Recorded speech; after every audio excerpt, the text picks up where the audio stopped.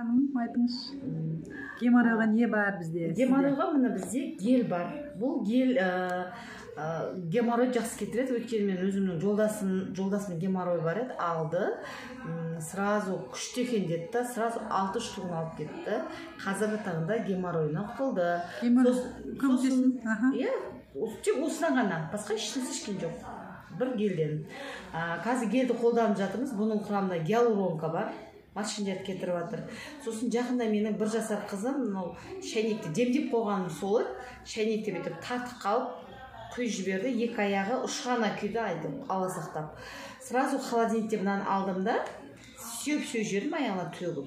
Қалай септім, солай жылау тоқтады. 1 жасар бала, егер ол білесіздер ғой, күйіп қалса, қатты ашитын, ауыратынын, мынаны сепкеннен сразу басылды. Значит, бұл сразу ауырсынды басты. Сосын 2 жасар баламның видеосын жарасы да қайтты, тезе? Иә, қызарып тұрды, бірақ қызарған кеткен жоқ. Бірақ момент жылау тоқтады.